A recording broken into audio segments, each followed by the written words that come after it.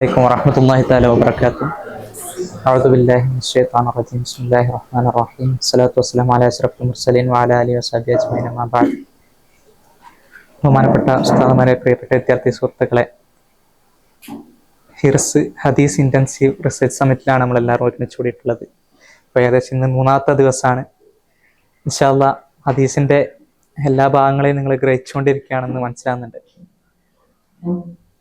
ഇപ്പോൾ ഇന്ന് ഇവിടെ തന്നിട്ടുള്ള വിഷയം വെസ്റ്റേൺ റിവാലുവേഷൻ എന്നുള്ള ഒരു വിഷയമാണ് ഇവിടെ തന്നിട്ടുള്ളത്. അപ്പോൾ ഈ ഒരു വിഷയം നേരെ വിഷയത്തിലേക്ക് കടക്കുന്നതിന് മുമ്പായിട്ട് ഓറിയന്റലിസം അതിൻ്റെ ആ ഒരു ബാക്ക്ഗ്രൗണ്ട് പറയുന്നത് നന്നായിരിക്കും തോന്നുന്നു. ആദ്യമായിട്ട് ഈ വെസ്റ്റേൺ റിവാലുവേഷൻ കൊണ്ട് ഉദ്ദേശിക്കുന്നത് എന്താണെന്ന് വെച്ചാൽ, എങ്ങനെയൊക്കെയാണ് നമ്മളെ ഹദീസ് കോർപ്പസിനെ വെസ്റ്റേൺ സ്കോളേഴ്സ് എതിർത്ത് അവിടെയുള്ള അഥവാ പാശ്ചാത്യ പണ്ഡിതന്മാർ അതിനെ എതിർക്കുകയും, എന്നാൽ കുറച്ചു കാലങ്ങൾക്ക് ശേഷം തന്നെ അവർ സ്വീകരിച്ച മെത്തേഡ്സ്, അവർ സ്വീകരിച്ച രീതികളൊക്കെ തെറ്റാണെന്ന് അവിടെ നിന്നുള്ള പണ്ഡിതന്മാർക്ക് തന്നെ തോന്നി. അവരെന്നെ ഒരു മാറ്റത്തിരുത്തലുകൾ കൊണ്ടുവരുന്ന ഒരു പ്രോസസ്സിനാണ് വെസ്റ്റേൺ റിവാലുവേഷൻ കൊണ്ട് ഉദ്ദേശിക്കുന്നത്. അപ്പോൾ എങ്ങനെയാണ് ഈ ഓറിയന്റലിസ്റ്റുകൾ ഹദീസിനെ എതിർത്തത്, അവർ എന്തൊക്കെ മെത്തഡോളജികളാണ് സ്വീകരിച്ചത് നമുക്ക് ഫസ്റ്റ് മനസ്സിലാക്കണം. അപ്പൊ ആദ്യമായിട്ട് നമ്മൾ നോക്കേണ്ടത്, ഒരു മുസ്ലിം എന്ന നിലയ്ക്ക് നമുക്ക് എപ്പോഴും ഹദീസ്, ഖുർആൻ ഒക്കെ ഒരു ഗ്ലോറിഫൈഡ് ആണ്. അതുകൊണ്ട് തന്നെ നബി പറഞ്ഞതൊക്കെ സത്യമായിരിക്കും, ഹദീസായിട്ട് നമുക്ക് കൈ കിട്ടിയതൊക്കെ സത്യമായിരിക്കും എന്നുള്ള നിലക്കാണ് നമ്മളെ പണ്ഡിതന്മാരും നമ്മളൊക്കെ സ്വീകരിക്കാം. എന്നാൽ ഈ ഒരു സ്ഥലത്താണ്, ഈ ഒരു പോയിന്റിലാണ് നമ്മൾ നോക്കേണ്ടത്. ഇവിടെ വെസ്റ്റേൺ നോക്കിക്കാണുന്ന ഒരു രീതി എന്നുള്ളത്, അവർ ന്യൂട്രൽ ആണെന്നുള്ളത് ആപേക്ഷികമാണ്. അത് കുറച്ച് കഴിഞ്ഞിട്ട് പറയും. അഥവാ നബി എന്നുള്ളത് അള്ളാഹുവിന്റെ ദൂതനാണെന്നോ, ഹദീസുകൾ നബി പൂർണ്ണമായിട്ടും നബി പറഞ്ഞതാണെന്നോ, ഇവിടെ അള്ളാഹു നേരിട്ട് നബിക്ക് ഇങ്ങനെ വഹികൾ കൊടുക്കുന്നുണ്ടെന്നോ ഒരു പോയിന്റ് വ്യൂവില് അവർ ഒരിക്കലും കാണുന്നില്ല. അപ്പോ ഒരാള് ഒരു ഹദീസ് കൊണ്ടുവന്നാല് അത് നേരിട്ട് അവര് നമ്മളെ പോലെ അത് നബിയിലേക്കാന്ന് പറഞ്ഞാൽ അവർ ഒറ്റയടിക്ക് വിശ്വസിക്കൂല. അതാണ് അവരുടെ രീതി എന്നുള്ളത്. അവരങ്ങനെ കാണും. കാരണം ഒരു സമയത്ത് ഒരു 6ാം നൂറ്റാണ്ടിൽ ഒരു നബി വരുന്നു, ആ നബി പല കാര്യങ്ങളും പഠിപ്പിക്കുന്നു, അത് പിന്നെ കാലാകാലം സൂക്ഷിക്കപ്പെടുന്നു. അതിന്റെ ആ ഒരു ഹദീസുകൾ വെച്ച് അവരുടെ മതത്തിന്റെ അടിസ്ഥാനമാക്കി കൊണ്ടുപോകുന്നൊക്കെ പറയുമ്പോൾ സ്വാഭാവികമായിട്ടും മറ്റുള്ള ആൾക്കാർ അഥവാ മുസ്ലിങ്ങളല്ലാത്തവർ അതിനെ ആ ഒരു രീതിയിൽ നോക്കിക്കാണും. അതുകൊണ്ട് തന്നെ തീർച്ചയായും ന്യൂട്രലായ ഒരു വ്യൂവിലാണ് അന്നത്തെ വെസ്റ്റേൺ സ്കോളേഴ്സ് അഥവാ പാശ്ചാത്യ ഓറിയന്റലിസ്റ്റുകൾ ഇതിനെ നോക്കിക്കാണുന്നത്. അപ്പോ അവർക്കൊരു ഹദീസ് കിട്ടിയാൽ അത് നബി പറഞ്ഞതല്ല, അത് നബിയിലേക്ക് ചേർന്നതല്ല, ഇനി അവിടെ അവർ ക്വസ്റ്റ്യനുകൾ ഉയർത്തിയാണ്. അഥവാ എങ്ങനെയാണ് ഈ ഒരു ഹദീസ് നബിയിലേക്ക് എത്തുന്നത്, നബി പറഞ്ഞ തന്നെ എത്രത്തോളം സത്യമാവും, അതൊക്കെ ഇത്ര കാലം വരെ ഇത്രയും പണ്ഡിതന്മാർ റിപ്പോർട്ട് ചെയ്ത് വെക്കുന്നത് എങ്ങനെ ശരിയാവും, അതേപോലെ തന്നെ ഇനി നബിയുടെ പേരിൽ നമുക്കൊക്കെ കെട്ടിച്ചമച്ചൂടെ, നബി ഇങ്ങനെ പറഞ്ഞു, നബി അങ്ങനെ പറഞ്ഞു, അവരിപ്പോ കൊണ്ടുവന്ന സാധനങ്ങളൊക്കെ നബിയുടെ മേൽ ഫോർജറി ചെയ്ത ഹദീസുകളാണെന്ന് പറയാൻ കഴിയും. ഇത്തരം ക്വസ്റ്റ്യനുകൾ നിരന്തരം അയച്ചുകൊണ്ടിരിക്കുന്ന ഒരു രീതിയാണ് വെസ്റ്റേൺ സ്കോളേഴ്സ് ഓറിയന്റലിസ്റ്റുകൾ സ്വീകരിച്ചത്. അപ്പോൾ ഈ ഒരു ബാക്ക്ഗ്രൗണ്ട് എന്നാണ് ഓറിയന്റലിസ്റ്റുകൾ കടന്നു വരുന്നത്. ഏകദേശം 19-20 നൂറ്റാണ്ടുകളിലാണ് ഇതിന്റെ ആ ഒരു മൂർധന്യത എത്തുന്നത്. നമുക്കറിയാം, ഓറിയന്റലിസ്റ്റുകളൊക്കെ പറയുമ്പോൾ തന്നെ ഗോൾഡ്ഷിയർ, ഷാഖ്ത് തുടങ്ങിയവരൊക്കെയാണ് നമുക്ക് ഓർമ്മ വരിക. ഇവരൊക്കെ ചെയ്തു തന്നെ ഇതാണ്. അഥവാ ഹദീസുകൾ എടുക്കും, അതിനെ ക്വസ്റ്റ്യൻ ചെയ്തുകൊണ്ടേയിരിക്കും. അപ്പോൾ ഇവര് ആദ്യമായിട്ട് യൂസ് ചെയ്ത മെത്തേഡ് എന്നുള്ളത് HCM, ഹിസ്റ്റോറിക്കൽ ക്രിറ്റിക്കൽ മെത്തേഡ് എന്ന് പറയും.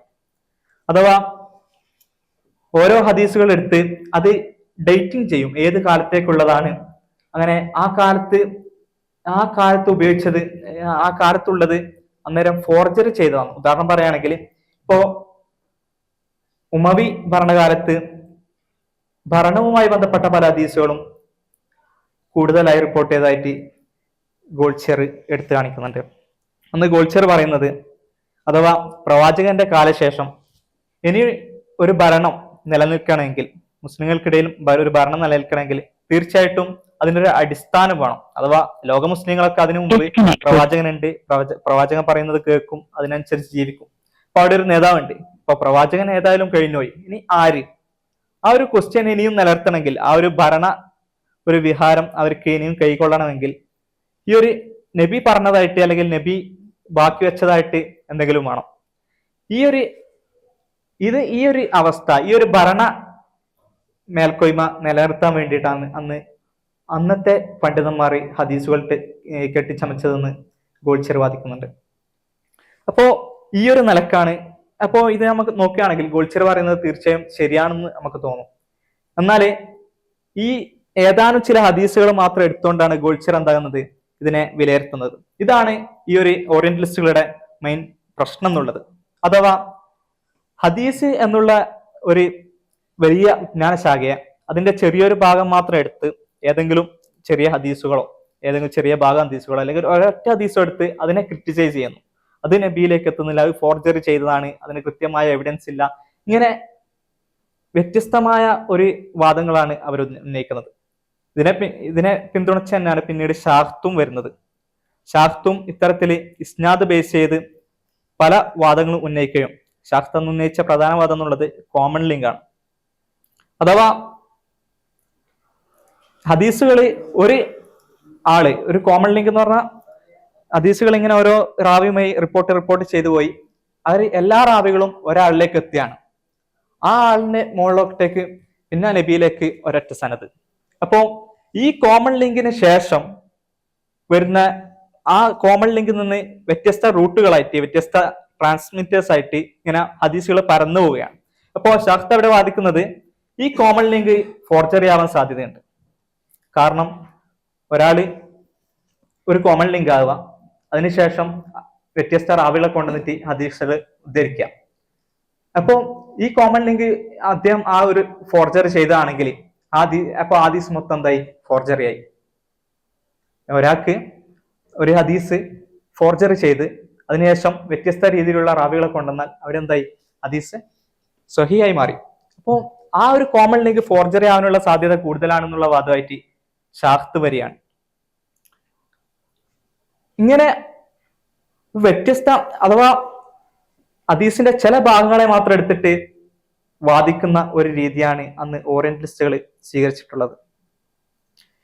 അങ്ങനെ അതിനുശേഷം അഥവാ ഈ ഓറിയന്റലിസ്റ്റുകൾ ഇത്തരം വാദങ്ങളൊക്കെ കൊണ്ടതിന് ശേഷം വെസ്റ്റേണിൽ നിന്നുള്ള പണ്ഡിതന്മാർ തന്നെ അതിനെ റീവാലുവേറ്റ് ചെയ്യുന്ന രീതിയാണ് നമ്മൾ ഇനി പറയാൻ പോകുന്ന വെസ്റ്റേൺ റിവാലുവേഷൻ. അഥവാ ഇവരെ സ്വീകരിച്ച മെത്തേഡുകൾ പൂർണ്ണമായും ശരിയല്ല എന്നും അവർ എക്സാമിൻ ചെയ്തതിൽ വളരെ തെറ്റുകൾ ഉണ്ടെന്നും വാദിക്കുകയാണ് ചെയ്യുന്നത്.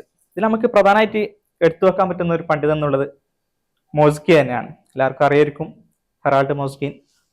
നമ്മുടെ ഒരു മുസ്ലിം അല്ല അദ്ദേഹം, പക്ഷെ ഇസ്ലാമിന്റെ ഭാഗത്ത് നിന്ന് പഠിച്ച് അതിന്റെ എല്ലാ കിതാബുകളെയും കിട്ടാൻ പറ്റുന്ന എല്ലാ സോഴ്സുകളെയും കൃത്യമായി പരിശോധിച്ച് ഒക്കെ ഈ ഒരു ഹദീസിനെ പഠിച്ച ഒരു മനുഷ്യനാണ് ഹെറാൾഡ് മോസ്കിൻ എന്നുള്ളത്. അതുകൊണ്ട് തന്നെ അദ്ദേഹം ആദ്യമായി വെക്കുന്ന വാദം എന്നുള്ളത് മുൻകഴിഞ്ഞ ഓറിയന്റലിസ്റ്റുകൾ പറഞ്ഞ വാദങ്ങളെല്ലാം തീർച്ചയായും പൊള്ളയായിട്ടുള്ളതാണ്. അവർ സ്വീകരിച്ച മെത്തഡോളജികൾ ഒന്നും നമുക്ക് തീർച്ചയായും ഒരു കൃത്യമായിട്ടുള്ളതല്ല. അതിന് അദ്ദേഹം കൃത്യമായിട്ട് വാദിക്കുന്നുണ്ട്. ആദ്യമായി നമ്മളെ നേരത്തെ പറഞ്ഞ ഉമവി ഭരണകാലത്ത് കൊണ്ടുവന്നത്, അഥവാ അന്ന് ആ ഒരു അമവി ഭരണകൂടം സ്ഥാപിക്കാൻ വേണ്ടി അന്ന് ആവശ്യമായ ആ ഒരു ഭരണകാര്യത്തിന് ആവശ്യമായ ഹദീസുകളൊക്കെ ഒരുമിച്ച് കൂട്ടുകയാണെന്നും ആ ഹദീസുകളാണ് പിന്നീട് ആ ഒരു കാലത്ത് കൂടുതലായി ഒരുമിച്ച് കൂട്ടിയത് നമുക്ക് കാണാൻ സാധിക്കും.